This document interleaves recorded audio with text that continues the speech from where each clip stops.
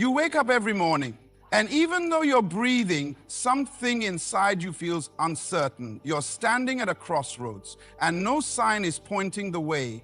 You smile at people, but deep down you're wrestling with questions you can't even put into words. What's next for me? Am I going the right way? What if I fail? Let me tell you something powerful. Fear is the evidence that you're focusing on what you don't know instead of who you do know. Fear is not from God. It's a result of forgetting that He's already been to your future. You see, God doesn't react to time. He created it. And because He created it, your tomorrow is His memory. He is not trying to figure out what to do with your life. He's already finished it. You're just catching up with what He already completed. We panic because we're walking blind, but faith isn't seeing everything. It's trusting the one who sees everything. The unknown to you is the known to Him. That silence you hear isn't absence, it's preparation. Sometimes God is silent not because He's ignoring you, but because the test is already in progress. He's watching how you handle the hallway before He opens the next door. You're not lost, you're in process, you're not forgotten, you're being positioned. And God never starts something He hasn't already finished. So if you're in the middle, that means the end is already secure. Don't fear. Fear is focusing on the unknown instead of trusting the all-knowing. That statement may sound simple, but it holds a deep truth that can shift the entire direction of your life. Most people don't fail because they lack ability. They fail because they let fear paralyze them. Fear is not just an emotion. It's a mindset. It's a perspective. And more than anything, it's a misplacement of trust. You see, fear is rooted in what you don't know. What's going to happen tomorrow? What if the opportunity doesn't come? What if the door never opens? What if you step out and no one shows up to support you? These are the kinds of questions that fear keeps whispering. But have you ever stopped to ask, why am I afraid of what hasn't even happened yet? The truth is, fear isn't about the situation, it's about your perspective of the situation. Let's take a step back to the Garden of Eden. When Adam and Eve sinned and heard God walking in the garden, the Bible says they hid themselves because they were afraid. But watch what God asked. Who told you that you were naked? Genesis 3:11. That question wasn't about their physical condition. It was about the source of their knowledge.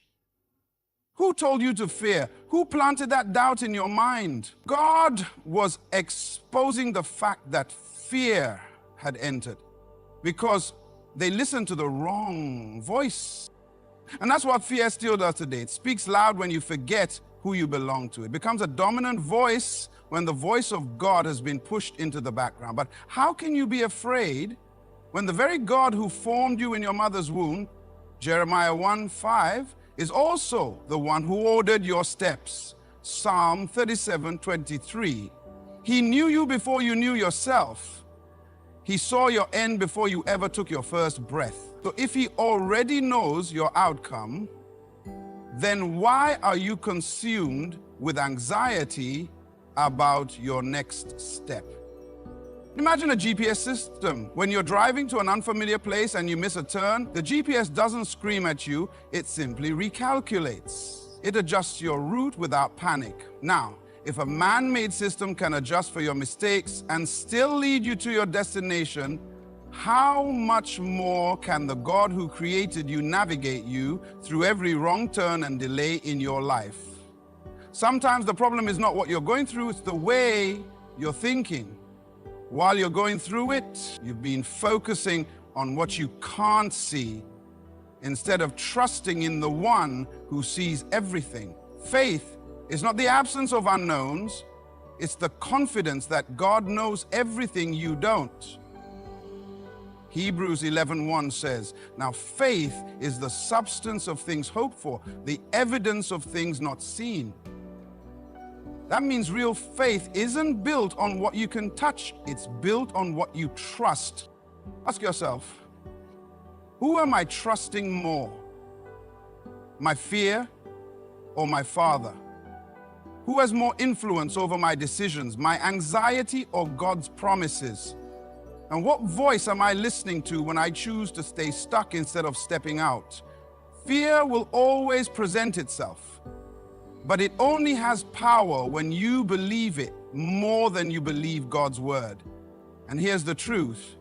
Fear will keep you in neutral while your destiny is waiting in dry. Fear will chain you to the familiar, while God is calling you into the unknown.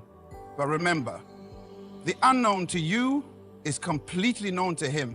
So shift your focus. Move your eyes from what you don't know to the one who knows the end from the beginning. God has already finished what you're still trying to figure out. That truth alone should bring rest to your soul. But the challenge is that many of us are living like God is writing our story as we go, like He's improvising based on our choices and mistakes. No, He's not a reactionary God. He's a God of order, design, and completion. Before you ever faced the problem, He already made provision. Before you ever asked the question, the answer was already in place. You're trying to solve what He has already settled. Just go to Isaiah 46:10, declaring the end from the beginning and from ancient times, things that are not yet done, saying, my counsel shall stand and I will do all my pleasure. Did you catch that? He declares the end from the beginning. In other words, God starts at the finish line and then backs up to begin. He doesn't guess. He knows. And if He already declared your end, then your current uncertainty is not a mystery to Him. It's the part of the process. That's why the enemy works overtime to keep you in confusion. If he can distract you with doubt, he can make you question what's already been secured. The devil doesn't need to take your calling. He just needs you to question it. Because the moment you start doubting, you start delaying. But delay doesn't cancel God's design, it only postpones your peace. Think of a builder with a blueprint. The workers on the ground may only see pieces, a wall here, a floor there, a beam going up. Well, the architect has already drawn the entire plan. He knows where every wall, window, and foundation stone should go. Even when it looks chaotic in the process, the end result is already determined. That's how God works with your life. You're standing in the middle of dust and construction, trying to make sense of what He's already designed from eternity. That's why Paul could say in Romans 8:28, and we know that all things work together for good to those who love God. He didn't say all things feel good, but they work together for good. That means even your delays, even your detours, even your disappointments, they're still part of the plan. You're not figuring it out, you're walking it out. But here's the real question. Can you trust God's finished work even when it doesn't look finished yet? Can you rest in the fact that the vision may still be unfolding, but it's already complete in heaven? You're not trying to become who God called you to be, you already are. Ephesians 2:10 says, for we are His workmanship, created in Christ Jesus for good works, which God prepared beforehand. Could you see that? Beforehand. So when you're tempted to worry, pause and remind yourself, you're not behind. You're not off track. You're right on the path God already prepared. Even if your eyes can't see the full picture yet. He's not panicking about your future because He's already been there. You're in time, but He's in eternity. You're wondering what's next, but He's sitting at the end, waiting for you to catch up. What would shift in your life if you stopped trying to figure everything out and started walking like it's already done? What would you attempt if you truly believed God wasn't building the plan as you go, but that He's simply guiding you through what He's already completed? Don't fear. Faith is not about seeing, it's about trusting the one who sees all. That may sound obvious, but most people are waiting to see before they move. They're waiting for clarity before they commit, for results before they believe. But real faith begins when your senses run out, when sight, logic, and control no longer give you direction. Faith starts when you stop relying on what you can explain. Hebrews 11:1 says, now faith is the substance of things hoped for, the evidence of things not seen. So if you can see it, it's not faith, it's fact. If you can calculate it, it's not faith, it's a forecast. Faith doesn't operate on what's visible, it leans on what's promised. Let's be honest, we like to feel in control. We like to plan, to map things out, to have all the answers before we take the first step. But God never said walk by plans. He said walk by faith, not by sight. 2 Corinthians 5:7. That means sometimes he'll give you instructions without showing you the full picture. Sometimes he'll ask you to take a step without revealing where the staircase ends. Why? Because trust is not proven by comfort, it's proven by obedience. Remember Abraham? God told him, leave your country, your family, and your father's house to a land I will show you. Genesis 12:1. I will show you, not here's the map, not let me explain everything first, just go. And I'll reveal it as you move. That's how God works. He gives direction in motion. And many people never experience the fullness of God's plan because they want sight before surrender. The danger. If you only trust what you can see, then you limit God to your own understanding. Proverbs 3:5 says, trust in the Lord with all your heart and lean not on your own understanding. Why? Because your understanding is limited by time, by experience, and by perspective, but his vision is eternal. What you're trying to make sense of, he's already made peace with. He sees the whole picture, not just the piece you're holding. Think of a child being led by a parent in a dark room. The child can't see where they're going, but they grip the parent's hand because they trust the one who's leading them. That's what faith looks like. You may not know what's next, but you hold on because you know who's leading you. And when your trust is in one who knows all, you don't need all the answers to take the next step. So ask yourself, am I waiting for evidence before I move, or am I willing to trust God enough to walk by faith? Am I paralyzed because I can't see the whole picture? Or am I at peace knowing the artist is still painting? God never asked you to figure it out. He asked you to follow. He never promised the road would be predictable, but he promised his presence would never leave you. And when you truly understand that, the pressure lifts. You stop trying to control what only God can carry. The question isn't, can I see it? The question is, can I trust him even when I can't? And if your answer is yes, then you're ready to walk by faith, not sight. God's silence often means the test is already in progress. It's one of the hardest realities to accept, especially when you're used to feeling led, hearing confirmations, seeing signs. But there are seasons when heaven seems quiet. No voice, no direction, no open doors. And in those moments, doubt tries to whisper that God has left you. But the silence of God is not the absence of God. It's often the signal that you're already in what he prepared you for. Think about a teacher during an exam. All semester long, the teacher lectures, guides, corrects, and answers questions. But once the test begins, the teacher becomes silent. Not because they've abandoned the student, but because the test is meant to reveal what the student has already learned. In the same way, when God goes quiet, it's not because he's forgotten you, it's because he's watching to see what you do with what he's already said. Jesus experienced this. After he was baptized and affirmed by the Father, "This is my beloved Son in whom I am well pleased," the very next move was the wilderness. Not a stage, not a throne, the desert. And in that wilderness, he fasted for 40 days and faced temptation from the enemy.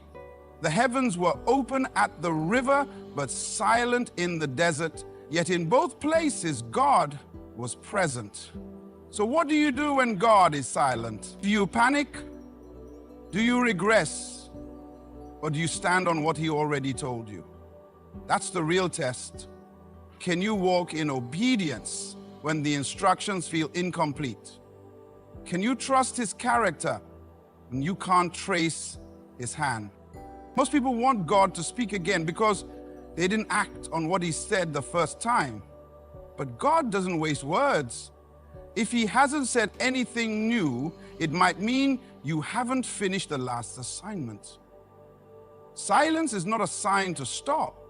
It's often a sign to continue. It's God watching your faith in motion. Remember Job? He lost everything. His wealth, his family, even his health. And for much of that journey, heaven was silent. Job cried out, questioned, mourned, and no voice came for a long time. But even in silence, Job kept his integrity. He said, though he slay me, yet will I trust him. Job 13:15. That is faith under fire. That is trust that doesn't require sound. Real spiritual maturity is proven not when you hear God clearly, but when you obey him even in the quiet. God's silence doesn't cancel his sovereignty. Just because he's not talking doesn't mean he's not working. Behind the scenes, he is aligning people, positioning circumstances, and preparing doors you haven't even seen yet. Sometimes, silence is preparation. You're being stretched.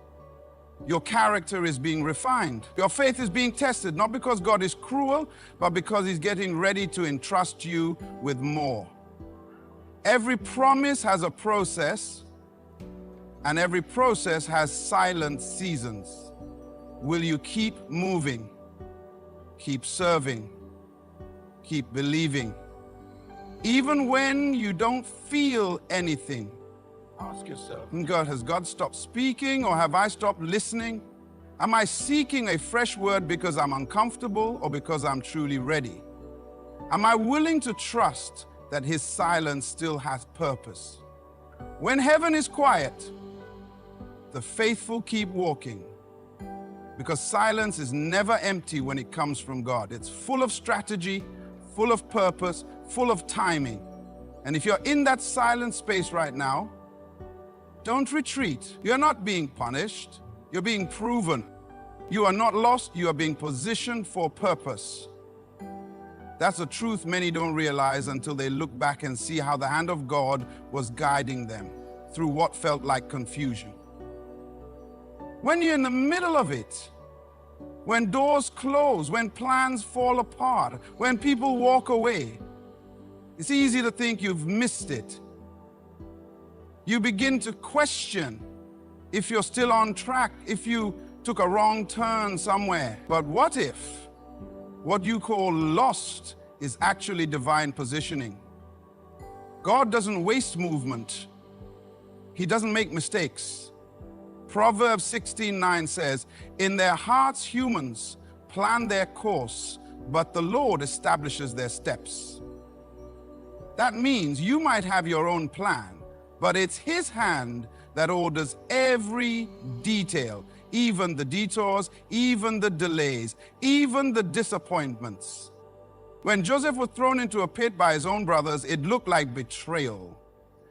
When he was sold into slavery, it looked like rejection. When he was imprisoned for something he didn't do, it looked like injustice. But all of it, every painful moment, was positioning. Because in the end, it was in Pharaoh's palace that Joseph stepped into his purpose. Not despite the setbacks, but because of them. Genesis 50:20 captures Joseph's revelation. You intended to harm me, but God intended it for good, to accomplish what is now being done. That's positioning. What if the job that didn't work out wasn't rejection, but redirection? What if the relationship that ended wasn't a loss, but protection? What if the silence you're experiencing isn't abandonment, but preparation? You are not off course, you're in transit. God is positioning you for something bigger than your current understanding. Think of a GPS again. When you're driving and you take a wrong exit, it doesn't scream at you and give up. It simply says, recalculating. It adjusts. And God does the same. He takes your mistakes, your missteps, your missed opportunities, and He weaves them back into His plan. Romans 8:28 doesn't say some things work together. It says all things. That includes the mess-ups, the waiting seasons, and the closed doors. Sometimes God hides you before He reveals you. Just like a seed must be buried before it grows, you might feel hidden, unseen, overlooked. But you're not buried to die. You're planted to grow. Being unseen doesn't mean you're unimportant. It means He's working underground, building your roots before you bloom. Because if He revealed you before you were ready, the weight of your purpose could crush you. Ask yourself, am I really lost, or am I just impatient with the process? Am I out of place, or is God placing me where I need to be, even if I don't understand it yet? The wilderness feels like wandering, but it's really training ground. The cave feels like isolation, but it's where kings are made. David was anointed as king, but he spent years in caves before the throne. Why? Positioning. You see, when God is positioning you, it really feels like progress. It feels like standing still, but movement isn't always forward. Sometimes it's downward to build depth. Sometimes it's inward to build character. And sometimes it's backward to build momentum. What looks like being stuck is often just the setup for release. So stop calling yourself lost. Stop questioning your worth because you don't see the full picture yet. Trust that the one who began the good work in you is faithful to complete it. Philippians 1:6. He knows exactly where you are. You're not forgotten. You're being prepared. You're not stuck. You're being stationed. You're not behind. You're right on time. Don't fear. So as you walk through uncertainty, remember this: fear is not your portion, faith is. You don't need to have all the answers when you serve the one who holds the future. Even in the silence, even in the waiting, even when it looks like nothing is working, God is still in control. He has already finished what you're still trying to figure out. He's not guessing, He's guiding. You are not lost. You're being strategically positioned for something greater than you can see right now. Trust Him when you can't trace Him. Believe when you can't see. Move when you don't understand. Because your steps are not random, they are ordered. And the next chapter of your life is already written in victory. Thank you for opening your heart today. May your faith grow stronger than your fear, and may you walk boldly into the future God has already prepared for you. Good luck and God bless you.